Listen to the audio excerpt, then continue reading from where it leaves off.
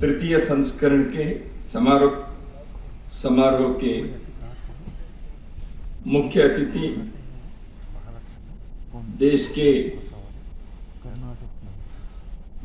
जाने माने विद्वान केरल के सम्माननीय राज्यपाल श्री आरिफ मोहम्मद खान जी, असम सरकार के शिक्षा के सलाहकार परामर्शदाता श्री नानी गोपाल महंत जी, प्रज्ञा प्रभा के सह संयोजक श्री श्रीकांत जी,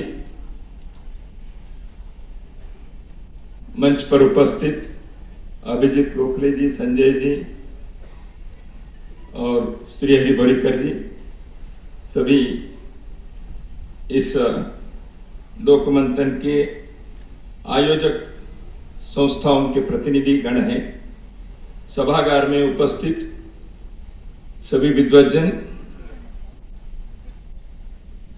कला प्रेमी, संस्कृति प्रेमी बहनों और भाइयों,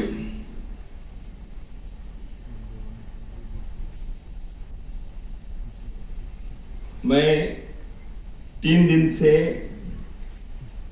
इस लोकमंथन के तृतीय आवृत्ति में 3rd एडिशन कहा गया है, इसमें मैं उपस्थित हूं। उद्घाटन कार्यक्रम से मैं कई सत्रों में रहा हूं और लोकमंथन के तीनों संस्करणों में भी रहा हूं, भोपाल, रांची और गुवाहाटी में। और अभी तक इस विषय का मैंने टालता रहा था, लेकिन इस बार मैं दबाव के मजबूरी में आ गया, इसलिए मंच पर आया। वैसे 3 दिन से लोकमंथन के इस वर्ष के जो मुख्य विषय वस्तु है, थीम है लोक परंपरा, इस संदर्भ में इतने सत्रों में, इतने आयामों में सुनने के पश्चात, विचार मंथन होने के बाद अब मेरे लिए कुछ कहना चाहिए ऐसे मेरे मन में तो नहीं है। मुख्य अतिथि महोदय के लिए एक सुविधा है, आप सत्र में नहीं थे इसलिए आपके लिए बोलने के लिए विषय रहता है। मैं सत्रों में भी रहा हूं, इसलिए कुछ भी मैं बोलूं लोग कहेंगे ये तो रिपीट कर रहा है, तो इसलिए ये थोड़ा सा संकोच और भय मेरे मन में है। लोकमंथन यह राष्ट्र सर्वोपरि ऐसे जो सोचते हैं, विचार करते हैं और ऐसे जीने के लिए प्रयत्न करते हैं, ऐसे विचारकों एवं कर्मशीलों का राष्ट्रीय विमर्श है। It is a colloquium of nation first thinkers and practitioners. जब इस विषय को, इस पंक्ति को रखने का विचार हुआ प्रथम संस्करण में, इसके पीछे एक सोच रहा है, विचार करके इसको कहा है। सामान्यतः इस प्रकार के विषयों के संदर्भ में जब बात होती है, सामान्यतः देश के बारे में सोचना यह समाज के विद्वज्जनों के, चिंतन करने वाले लोगों के, बुद्धिधर्मी लोगों के काम है। इसलिए विचारक लोग इस प्रकार के विषय के बारे में सदियों से बोलते भी रहे, लिखते भी रहे, चर्चा करते ही रहे हैं, लेकिन मौन रूप से जो ज्यादा बोले नहीं, मंच से तो बोले ही नहीं, लेकिन राष्ट्र के आत्मा के अंतःसत्व को सुदृढ़ करने का, मजबूत करने का, उसको चैतन्य युक्त बनाकर रखने का, उसको पीढ़ी दर पीढ़ी वह चलते रहे इस प्रवाह को अक्षुण्ण रखने का प्रयास जिन्होंने अपने जीवन में किसी भी प्रतिफल के आकांक्षा न करते हुए जिन्होंने किया, ऐसे लोगों को भी इस प्रकार के आयोजन में प्रमुखता से जोड़ना चाहिए। यही एक विचार सोचकर राष्ट्र सर्वोपरि विचारक एवं कर्मशीलों के राष्ट्रीय सविमर्श, ऐसे इसको कहा गया। मित्रों, हम जानते हैं जिस लोक परंपरा के संदर्भ में इस बार के विषय हुआ, पिछले बार भी रांची में भी कई इस प्रकार के विषय हमने चर्चा की थी, तो उसमें जो विषय अभी यहां 3 दिन हम लोगों ने मंथन किए हैं, जीवन के हर आयामों के बारे में लगभग कुछ न कुछ कहने का प्रयत्न यहाँ के विद्वान लोगों ने किया है, और इसका प्रकट करने वाले कर्मशील लोगों के कई प्रकार की कृतियां मंच पर और इस परिसर में वह प्रकट होते रहे, प्रस्तुत होते रहे। समाज में ये दो अलग अलग नहीं है। लोग सामान्यतः फोक इस शब्द से जो इसका अनुवाद होता है वह नहीं है, इसे लोक मंथन ने पहले ही कहा, इसलिए एक पुस्तक की रचना भी इस लोक मंथन से पूर्व प्रकाशन के रूप में हम लोगों के प्रस्तुत आया ही था, लोक बियॉन्ड फोक।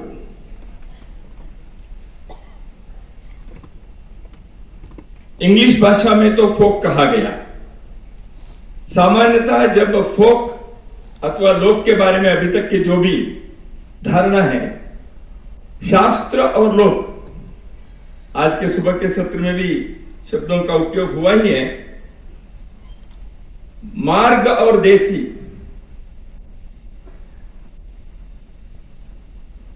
शिष्ट और साधु अथवा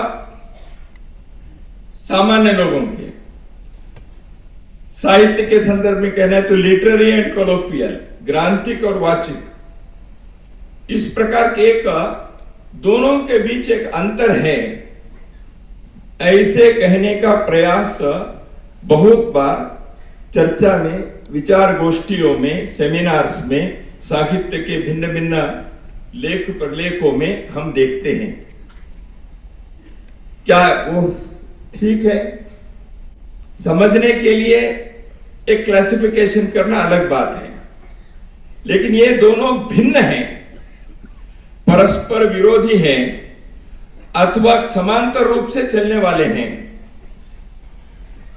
ये एक विचार कई बार लोगों के मन में आने जैसे व्यवहार और विचार के प्रस्तुति होते हैं, परंतु बहुत लोगों ने इस विषय में क्या कहा है,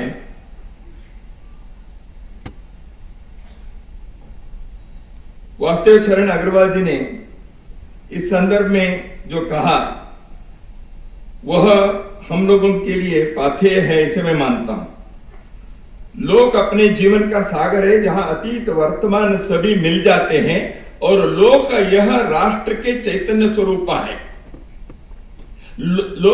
क्योंकि राष्ट्र की जो लोकाभिव्यक्ति है, राष्ट्र की जो लोकाभिव्यक्ति है वह कई बार ओझल हो जाता है जब मार्ग और देशी, लोक और शास्त्र इस प्रकार के एक विभाजन से, लोक इसके अर्थ भी कई हो गए हैं। लोक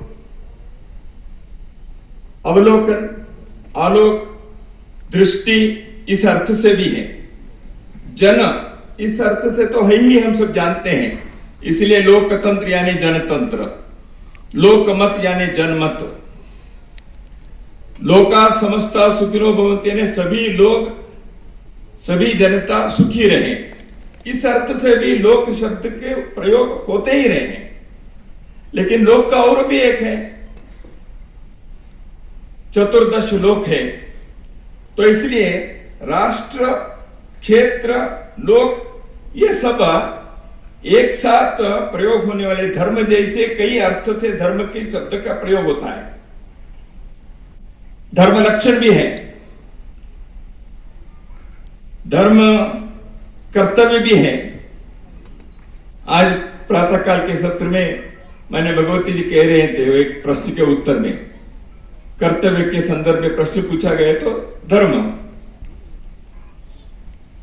चाणक्य के उल्लेख उन्होंने किया था। नियम यह भी धर्म है, लक्षण यह भी धर्म है, सत्कर्म करना, दान देना भी धर्म है, रिलीजन के अर्थ में भी धर्म है। ऐसे धर्म के कई अर्थ, कई आयाम जैसे हैं, ऐसे लोक के लिए भी कई प्रकार के अर्थ से, कई प्रकार के आयामों में इस शब्द का उपयोग हुआ है। राष्ट्र बनता है जन, भूमि और संस्कृति के संघात से। भूमि चाहिए, उस भूमि को मातृवत समझने वाले, उसको माता कहने वाले, उस दृष्टि से सोचने वाले, व्यवहार करने वाले पुत्र रूपी समाज यानी जन, और इनके कारण जो विकसित हुई संस्कृति है, जीवन मूल्य है, इन तीनों के कारण राष्ट्र बनते हैं। एक दृष्टि से इसमें दो, भूमि और जन, ये दोनों लोक इस शब्द से समान रूपी है। तो इसलिए एक सुदीर्घ परंपरा हमारे देश में लोक के कारण राष्ट्र, जैसे वासुदेव शरण अग्रवाल जी का मैंने उल्लेख किया, इस लोक के अतीत, वर्तमान और भविष्य के सम्मिलित रूप के कारण राष्ट्र की चैतन्य स्वरूप है। राष्ट्र संविधान से नहीं बनता, कानून से नहीं बनता, सेना से नहीं बनता, मुद्रा से नहीं बनते, संप्रभुता से नहीं बनता, शासन से नहीं बनता। राष्ट्र बनता है भूमि, जन और संस्कृति के कारण।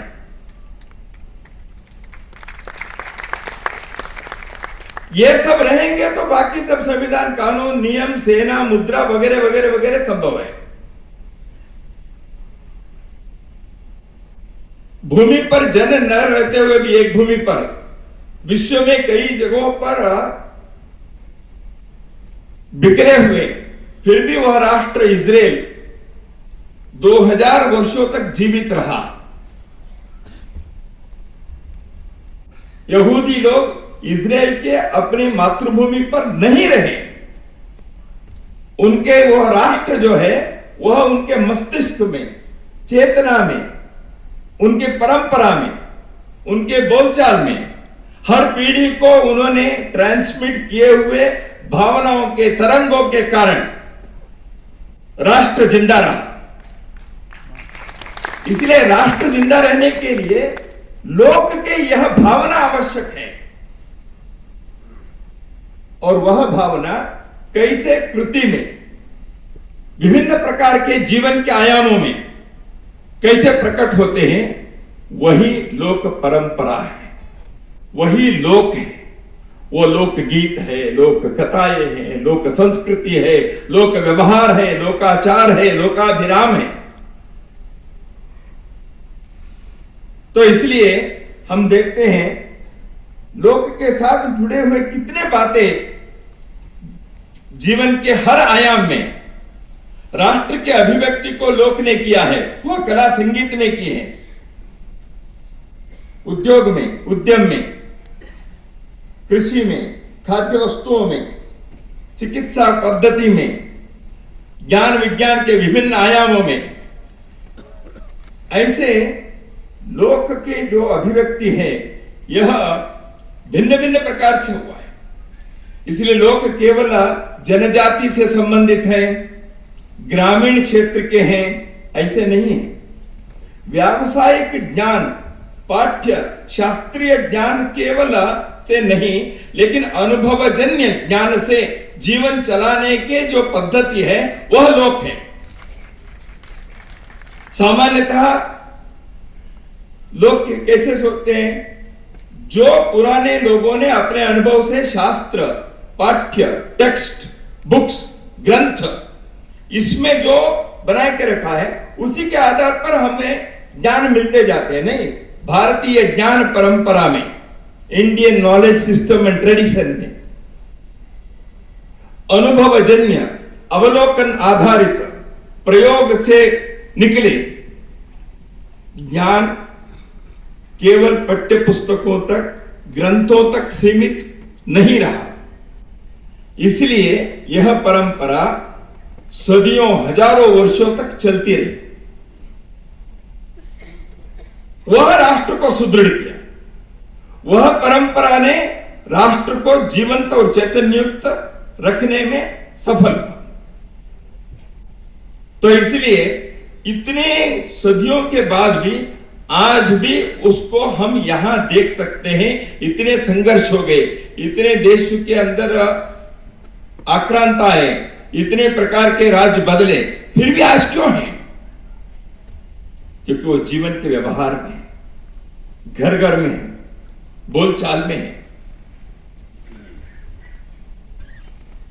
एक घर से सदियों से निकले हुए कला के जो प्रकार है वो उनके हाथों के अंगुली में है।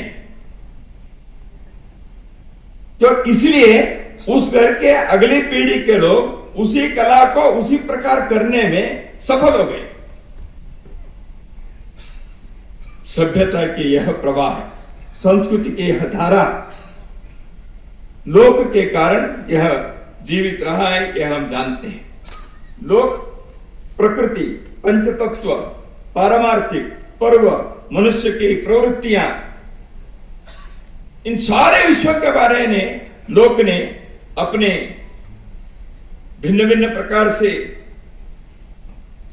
व्यक्त करने के प्रयत्न किया है। वो गायन से किया है, गीतों से, कहानियों से किया है, वो नाट्य से, नृत्य से, संगीत से किया है, वो चित्र से, शिल्पकला से, हस्तकला से किया है। जीवन के उन्होंने उत्सव के रूप में उसको मनाया है। तो इसलिए लोक ने जीवन को कैसे बना के रखा? संस्कृत में सुबह उठने के पश्चात कहने के एक श्लोक हम सब जानते हैं। समुद्र वसने देवी पर्वतस्तन मंडले विष्णु पत्नी नमस्तुभ्यं पादस्पर्शम च वश्य। भूमि, इसके प्रति हम कृतज्ञ हैं। यहां के लोकमंथन के कीनोट एड्रेस पद्मश्री सम्मानित कपिल तिवारी जी ने इसी मंच से किया। उन्होंने लोकमान्य माताओं के बारे में उन्होंने कहा, भूमाता, प्रकृति माता, नदी माता, गौ माता, अपनी माता, भाषा जो मातृभाषा है वह, और जगन माता, ये सप्त माताएं। लोक ने इन सारी माताओं के बारे में किसी न किसी प्रकार से अभिव्यक्त करने का प्रयत्न किया है।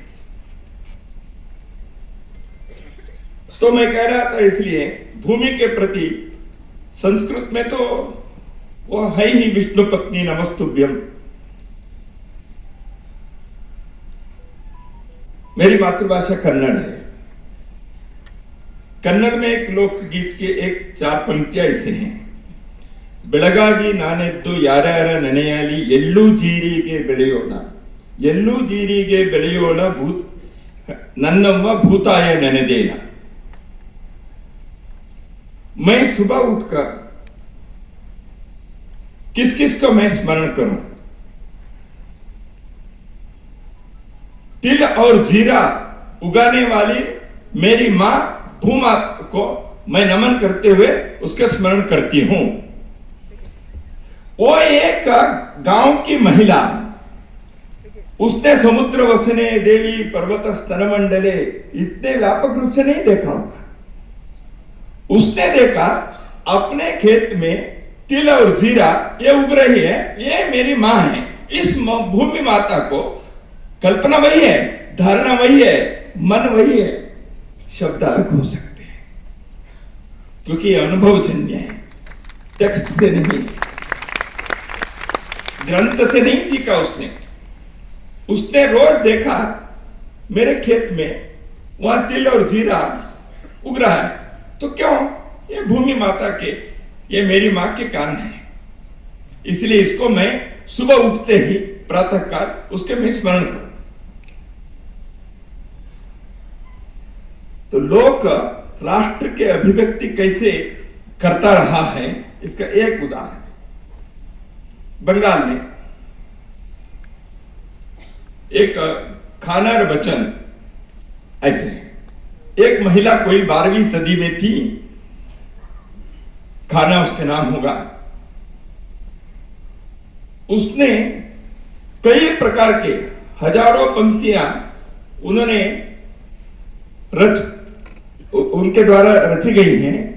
वो कृषि के बारे में, सारे खेत के कृषि के भिन्न भिन्न प्रकार के प्रयोगों के बारे में, खाद के बारे में, गोबर के बारे में, बीजों के बारे में, कृषि कैसे करनी चाहिए इसके पद्धतियों के बारे में, कौन से नक्षत्र कौन से वर्षा में कैसे बीज बोना चाहिए इसके संदर्भ में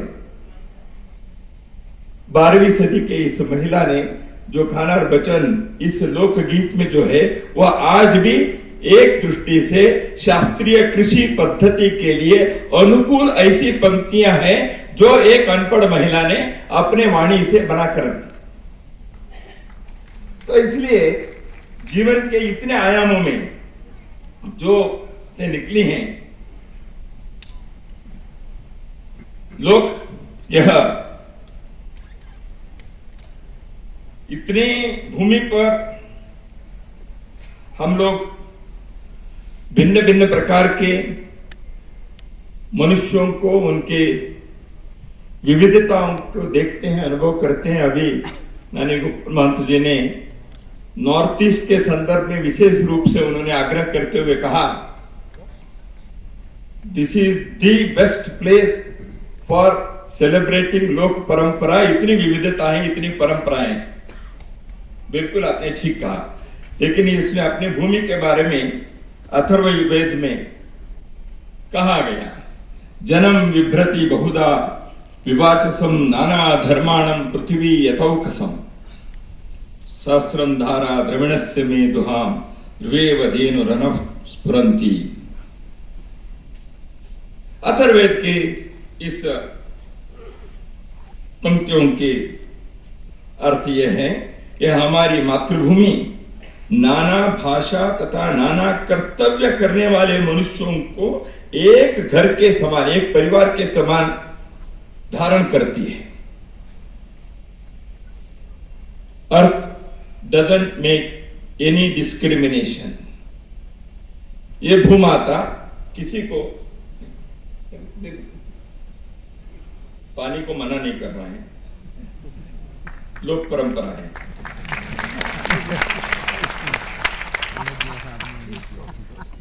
तो यह जो भूमि है यह सबके लिए, सबके जीवन खुशहाली से चले, इसलिए इस भूमि में किसी के साथ किसी भी प्रकार के कोई भी भेदभाव किए बिना यह एक परिवार जैसे, एक कुटुंब जैसे सबको धारण करने के इसके स्वभाव है।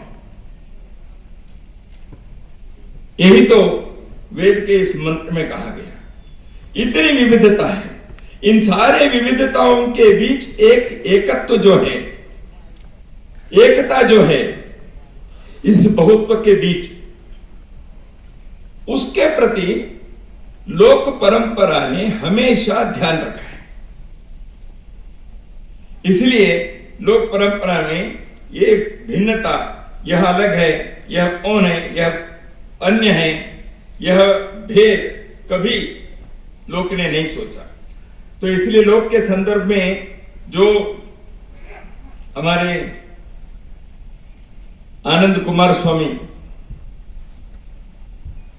उन्होंने जो एक विचार हुआ शिष्ट और ग्रामीण, लोक और शास्त्र, इसके संदर्भ में उन्होंने अपने पुस्तक में लिखा कि लोक शास्त्र जो है ये हाईवे है, लोक जो है ये बाईवे है, शास्त्र जो है यूनिवर्सल है, लोक जो है लोकल है। इस प्रकार के जो एक भेद उत्पन्न करने के प्रयत्न हुआ है, इसके संदर्भ में उन्होंने कहा हाईवे एंड लोकल और byway cultures can be pursued at one and the same time and in one and the same environment. They are not so much different cultures ethnically of different people. एक ही ethnicity के, एक ही भाषा बोलने वाले, एक ही भौगोलिक क्षेत्र के लोगों में जिसको आप शास्त्र और जिसको आप लोक ऐसे अलग अलग रूप से कहते हो, वह एक ही समय विद्यमान होना बहुत बार अनुभव में आता है। यह आनंद कुमार स्वामी जी का कथन है। इसलिए शास्त्र और लोक के बीच के इस भेद को हमें एक दृष्टि से, दो क्लासिफिकेशन समझने के दृष्टि से करना अलग है, लेकिन राष्ट्र की अभिव्यक्ति, समाज की चेतना, मनुष्य की उन्नति, हम सबके जीवन के धर्म को निभाने का जो कार्य है, इसमें इस भेद को करने की कोई आवश्यकता नहीं है, ऐसे लगता है। तो अभी लोक मंथन के इस लोक परंपरा के जो अंतिम सत्र में हमें यह परंपरा कहते हैं। परंपरा कहेंगे तो यह हम क्या कह रहे हैं? परंपरा जो 100 साल पुराने तक था तो वो परंपरा है। आज वह म्यूजियम पीस, वह सेमिनार के विषय, वह पुस्तक के अंदर लेखों में प्रकट होने वाली बात, वह चित्रों में कहीं रहे, जीवन में उसके कोई प्रत्यक्ष स्थान है या नहीं है। यह यदि परंपरा है, उस परंपरा को अगली पीढ़ी में देते हुए अपने को उसको जीवन में प्रयोग और अनुभव करते रहना, तभी वो परंपरा होती है। जिस समाज ने इस परंपरा को रोक दिया, अगली पीढ़ी को उसको देने के लिए समर्थ नहीं बना, अपने लिए वो प्रयोग करने के परिश्रम उसने नहीं किया, वो परंपरा टूटती है और वह म्यूजियम पीस बनकर रह जाता है। अपने को तय करना है, इस लोक परंपरा को आगे बनाकर रखना है या इसको म्यूजियम में रखने लायक अपने पीढ़ी के बाद समाप्त करनी है। इसलिए लोकमंत्र ने यह सोचा, विचारक और कर्मशील लोग इकट्ठे आए, इस परंपरा को जीवित रखना और अगली पीढ़ी को भी और सुदृढ़ बनाकर और सुपुष्ट बनाकर और समृद्ध बनाकर हम कैसे दे सकते हैं, यह विचार होना चाहिए। इसलिए जैसे कपिल तिवारी जी ने कल कहा था, लोक ने कभी राज्य के तरफ नहीं देखा अपने अस्तित्व के लिए। राज्य के सहायता से लोग अपने को जीवित रखने के, अपने को विकसित करने के लिए कभी प्रयास नहीं किया। उसने राज्य के तरफ देखा ही नहीं है। क्या आज हम कैसे कर सकते हैं? परंतु अपने समाज सोचता है सरकार ये करे, कल्चर मिनिस्ट्री ये करे, एजुकेशन मिनिस्ट्री ये करे। हजारों वर्षों से राज्य शासन से किसी भी प्रकार के सहायता के बिना जिन विषयों के बारे में 3 दिन हमने यहां मंथन किए, वो सारी बातों को हमारे अनपढ़ ग्रामीण लोगों ने लोक परंपरा जिसको हम आज सेलिब्रेट करते हैं, उसको जीवित करने का अद्भुत प्रयास उन्होंने किया। कि लोकतंत्र में यह जनता के ही शासन होने के कारण उस शासन से लोग यदि अपेक्षा करते हैं तो गलत नहीं है, लेकिन केवल उस पर निर्भर नहीं होना चाहिए, इस पर ध्यान रखना पड़ेगा समाज को। तो इसलिए लोक परंपरा को अपने अपने स्थान पर, अपने अपने परिवेश में, अपने अपने भौगोलिक क्षेत्र में वहां के परंपरा के अनुरूप विकसित करने का एक विकेंद्रित प्रयास सर्वदूर होना चाहिए। इसके लिए विश्वविद्यालय, IIT, IIMs, इसके लिए समाज के लोग, इसके लिए समाज के धनाढ्य लोग, इसके लिए सरकार भी आवश्यक मदद करे। नई राष्ट्रीय शिक्षा नीति में Indian knowledge system and tradition के बारे में विशेष आग्रह किया गया है। इसलिए भारतीय ज्ञान परंपरा और व्यवस्था के इस विशाल प्रयास में लोक परंपरा के विभिन्न प्रकार के ज्ञान विज्ञान के, कला संगीत नृत्य शास्त्र के, भाषा समाज के बारे में अध्ययन करने वाले हर प्रकार के आयाम के, इन सारे विषयों के बारे में अपने देश के विद्यालयों विश्वविद्यालयों में किसी न किसी प्रकार के पाठ्यक्रम द्वारा इन विषयों को आग्रहपूर्वक लाना और लोक के प्रति प्रतिष्ठा और लोक परंपरा को आगे बढ़ाने के लिए प्रयत्न, यह हम अगली पीढ़ी में कर पाएंगे तो मुझे लगता है लोक मंथन के यह प्रयास सफल होगा। श्रीमंत शंकरदेव ने धन्य धन्य कलिकाल जो आपने बताया, श्रीमंत शंकरदेव ने यह भी कहा था, कोटि कोटि जन्म अंतरे जहार असे महापुण्य राशि, ऋषि कदाचित मनुष्य होए भारत वर्ष्यास। इस भारतवर्ष में मनुष्य के नाते, ऋषि के नाते, विद्वान के नाते, सामान्य व्यक्ति के नाते भी हम इस भारत में जन्म लेने के अनेकों वर्षों के पुण्य राशि अपने पास है। वह पुण्य राशि के प्रवाह, वह पुण्य राशि के यह गंगा निरंतर बहते रहे,